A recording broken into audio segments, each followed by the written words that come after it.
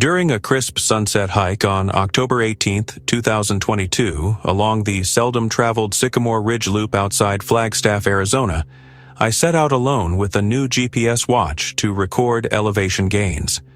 I was convinced I could finish the 6-mile circuit before nightfall, even though I'd gotten a late start. The first couple of miles followed those familiar Ponderosa corridors, until my wrist vibrated with a reroute alert. The breadcrumb trail on its little AMOLED screen redrew itself into a sharper hairpin, promising a faster descent to the trailhead. Trusting technology more than my own memory, I just, obeyed the glowing line and stepped onto a narrow spur I'd never noticed. Packed earth, no recent boot prints, but blazes on the pines looked freshly painted, each orange slash still glossy in the slanting light. About 20 minutes later, the ridge dipped into a shallow saddle where deadfall blocked the way. Still, the GPS urged me forward, and the painted blazes reappeared beyond the tangled trunks, as though someone had leapt the maze to keep the markers continuous. I vaulted branches and kept going, ignoring that internal nudge reminding me dusk came early here.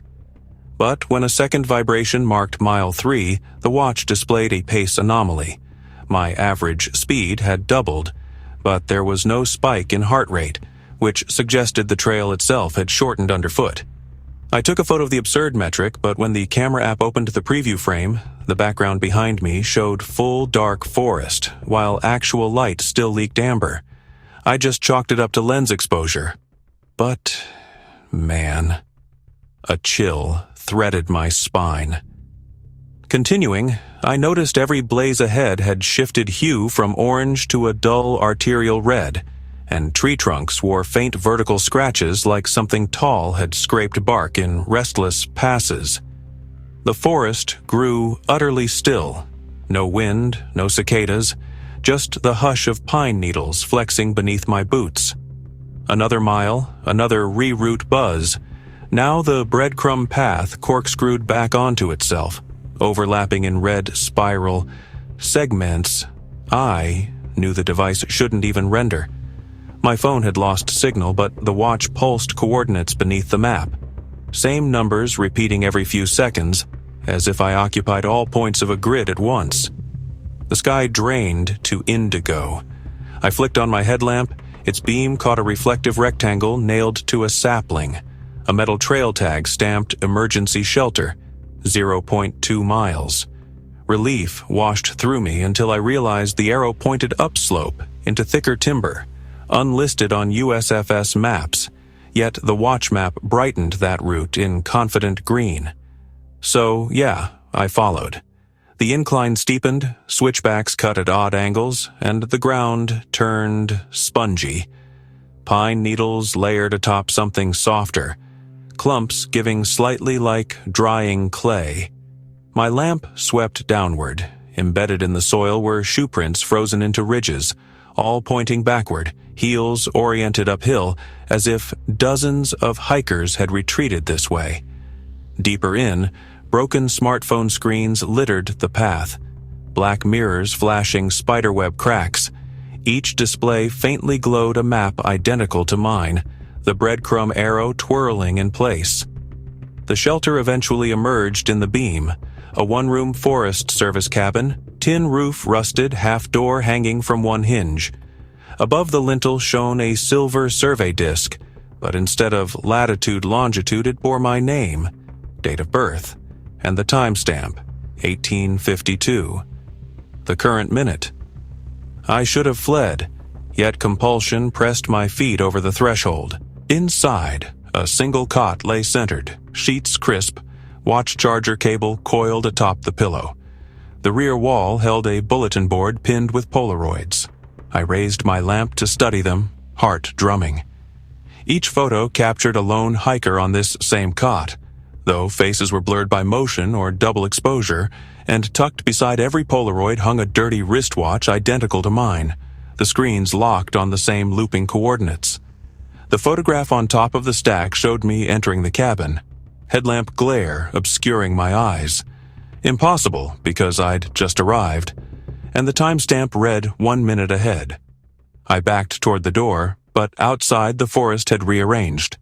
The spur trail was gone, replaced by a cul-de-sac of trees knotted together, branches arching overhead into a vault that swallowed starlight.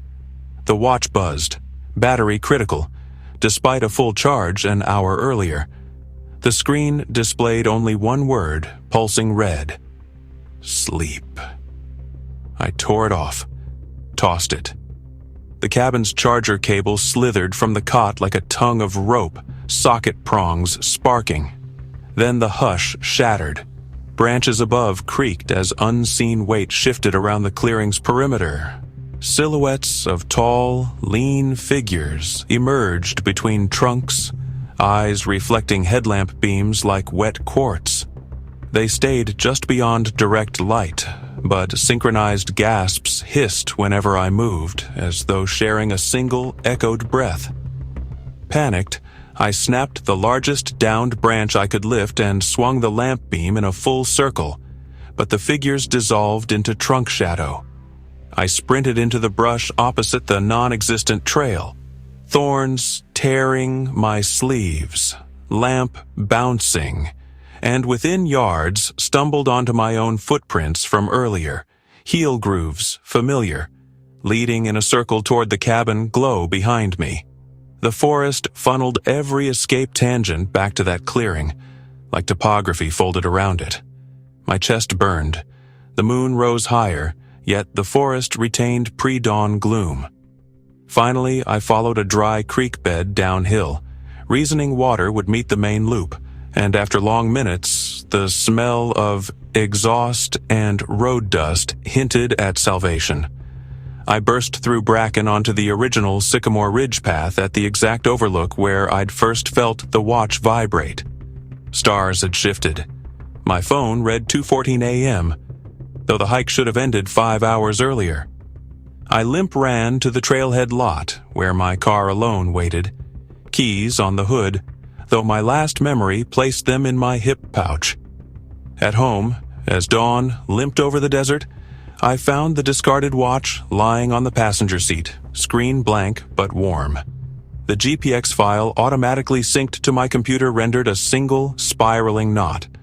3-dimensional GPS points stacked vertically, like a tethered plume above one coordinate.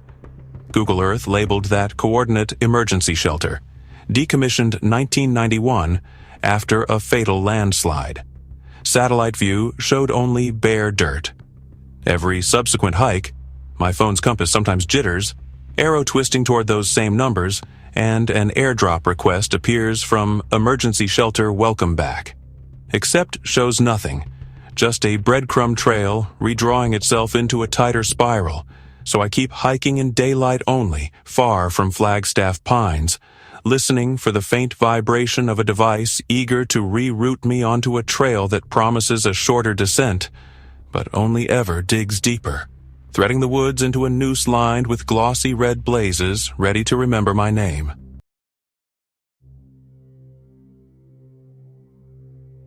Just past midnight on January 3rd, 2023, in the drowned pine flats of Deadwater State Preserve, Louisiana, I hiked off trail with a parabolic microphone and digital recorder to capture what scientists call ecological quiet, 30 full minutes without human noise. For a freelance sound library commission, I was confident the winter cold would keep frogs muted and airboats idle.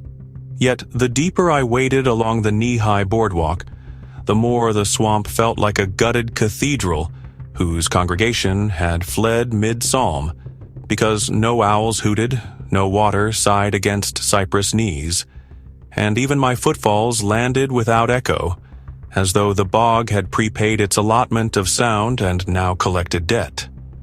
My recorder's LED should have danced to ambient hiss, but the levels flatlined at 0 decibels, a perfect silence impossible outside an anechoic chamber, and after 10 minutes of walking I cupped a hand to an ear and heard only the blood hum inside my skull, which, honestly, just amplified the unease that maybe my equipment had failed.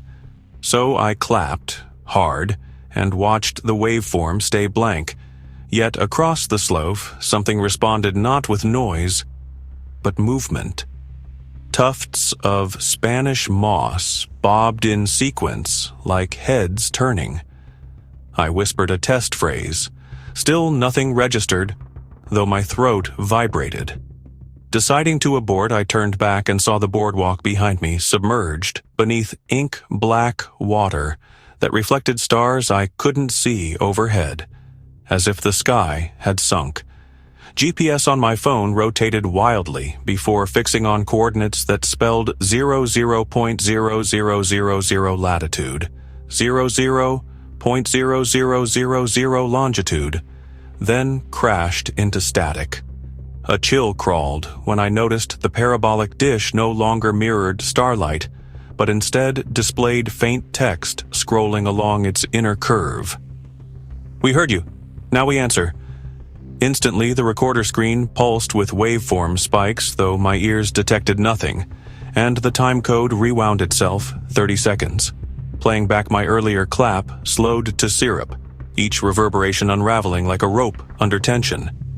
The dish tilted of its own accord toward the silence between two pine shadows where a narrow game trail had not existed before, lined by cattails frozen mid-ripple. I followed, telling myself documentation mattered, but every step sank deeper until water reached thighs yet made no splash, and when I tried to record my breathing, the mic captured absence so profound it felt predatory. Up ahead, an abandoned fire tower rose from the muck. One of those rusted observation spires decommissioned decades ago, and its staircase, missing lower rungs, somehow looked recently polished. Nailed to the first intact step hung a shingle etched with my full name and the word listener beneath. Splinters still fresh, and beside it dangled 10 pairs of antique headphones, cords cut. The recorder display now showed a countdown labeled "Owed minutes remaining 29:17, ticking upward, not down," meaning the preserve was charging me for silence taken.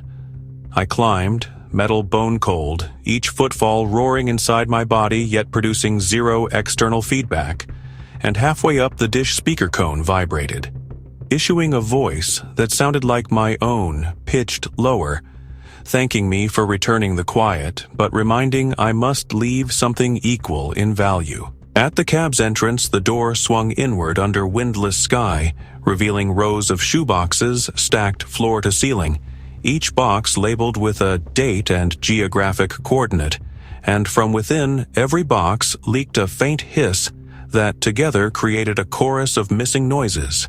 Lost wedding vows, dying breaths, unsent confessions, collected like rare insects. One open box on the desk waited for tonight's deposit. Label pre-printed January 3rd, 2023. Deadwater silence. 90 decibels. The countdown passed 30 minutes and the dish voice said payment due, urging me to set the recorder inside. Refusing, I swung dish and mic outward to fling them, but realized the forest below teemed with phantom shapes bent like cattails under heavy wind, all staring upward in expectation, their forms outlined only by absence of sound, silhouettes carved from hush. The lighthouse-like bulb atop the tower flickered alive, then rotated a cone of perfect quiet that erased cricket chirps miles away, cutting a cavity in night air. Within that cone, the shapes began to climb invisible ladders toward me, footfalls tamping no rungs. Desperation pushed me to bargain aloud, promising future recordings. Yet the dish voice clarified that silence cannot be borrowed, only relocated, and if I would not leave the recorder, I must stay to maintain balance. The cab floor morphed, boards widening into a mouth-like gap that inhaled any stray sound. Jacket rustle, heartbeat thud, consuming them until my body's internal noises vanished, leaving me numb to pulse. With last resolve, I pressed stop on the recorder, yanked its SD card, and hurled the unit into the yawning box, slamming lid. Instant thunder cracked overhead. First real sound all night, snapping the shapes into ash motes that scattered on storm gust. Headphones along stairwell exploded, cords re-knitting to attach the box to the floor like a ship's anchor. I bolted down rungs as rain detonated on canopy, each drop gloriously loud, and sprinted the game path while wind uprooted cattails. The boardwalk re-emerged solid under boots, water sloshing proper swirls. By trailhead, the recorder lay on planks, boxless, screen-dead, but SD card, still in my grip, emitted faint, hissing chorus. Back home, the card held one file, 58 minutes of absolute digital silence followed by a distorted echo pleading return the rest. Engineers said it was corrupted beyond use. Yet at exactly midnight each night, my phone's recorder app opens by itself, capturing 3 seconds of ambient room tone, labeling the file invoiced, and shaving that amount from the remaining silence tally displayed briefly as a translucent HUD across my vision. I sleep with white noise generators blaring, but their hum never appears on playback. And when I stand in forests now, the birds hush. Wind pauses, and my heart threatens to stall for fear the woods may decide the debt is still outstanding and request the final minute. This time taken not from a device, but from the only chamber that still echoes inside me.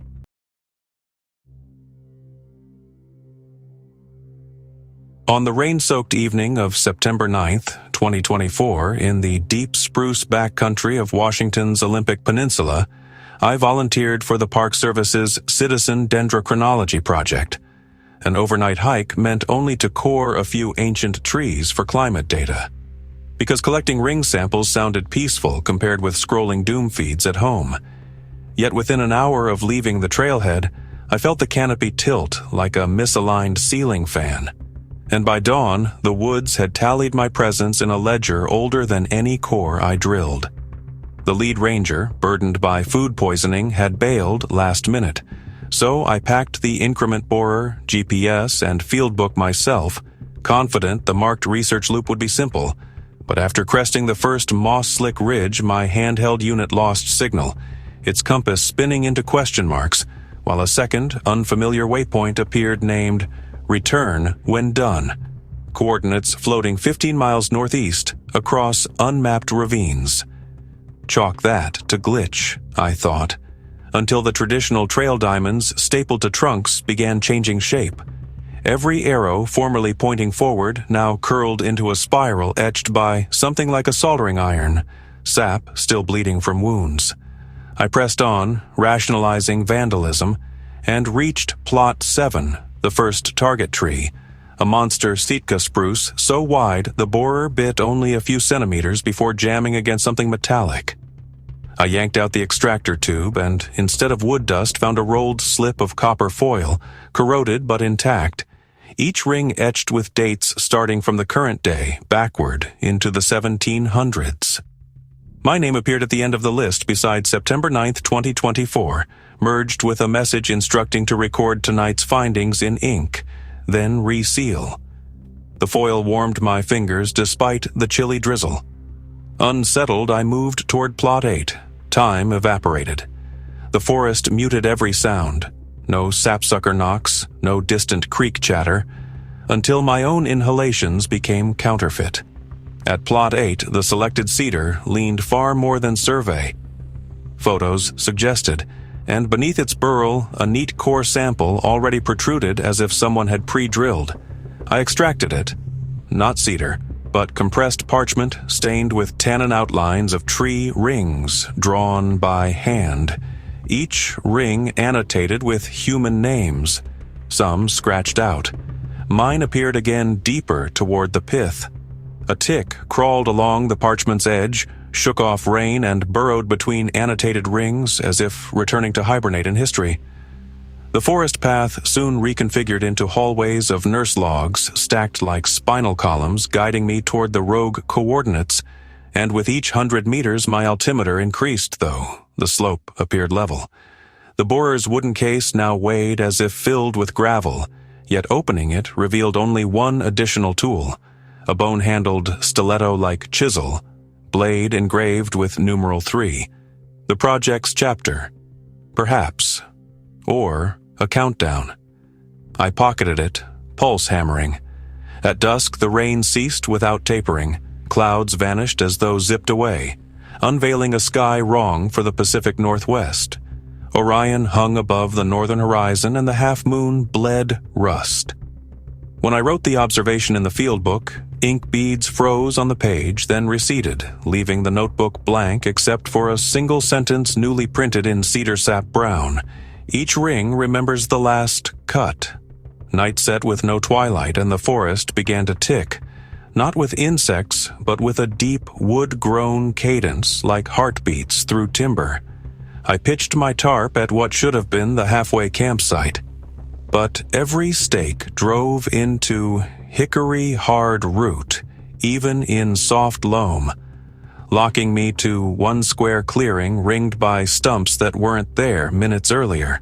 Each stump bore fresh chainsaw scars, yet smelled centuries old. Hunger refused rations. Granola tasted of wet sawdust. Midnight arrived when both analog and digital watches blinked 00:00 and then refused further timekeeping. My breath fogged white, although temperature had risen, and rings of condensation formed on the tarp overhead, shrinking toward me like target reticles.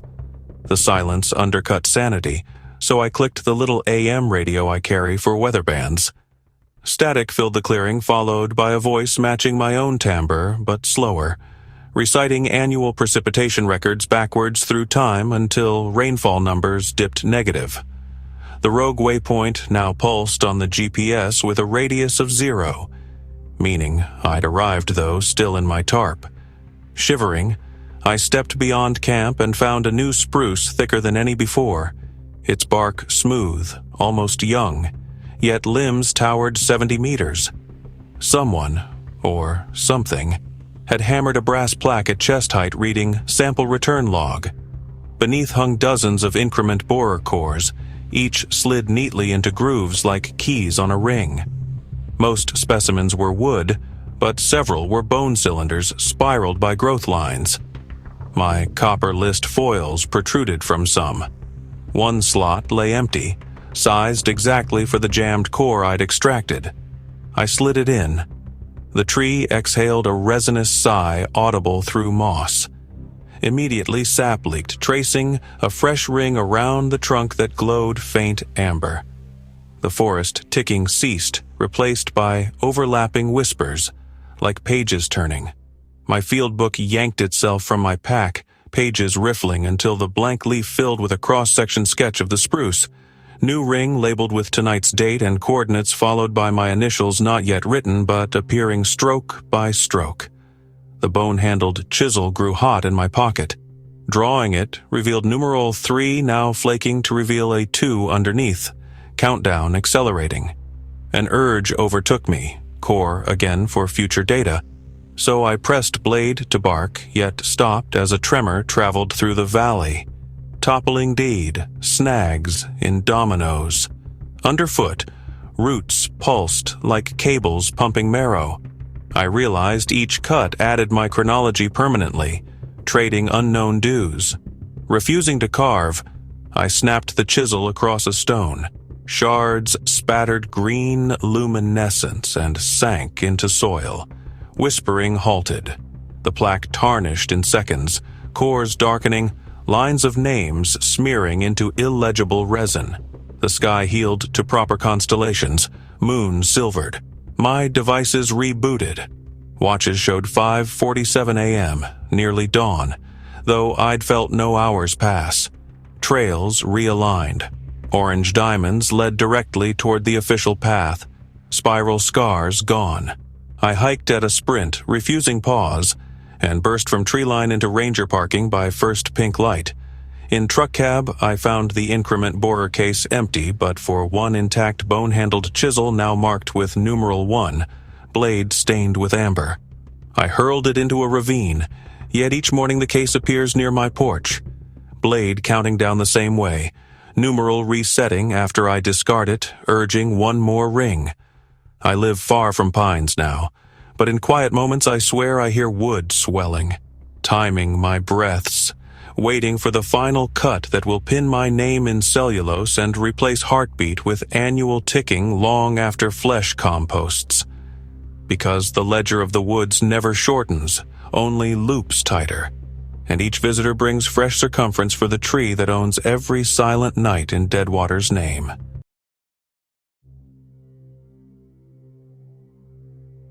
Some forest trails reroute, some marshes charge a debt of silence, and some trees keep ledgers that outlive every heartbeat. If these true woodland horrors followed you home tonight, like, share, subscribe, and tap the bell icon, because the next time you step beneath the canopy, the woods may already have your name carved in.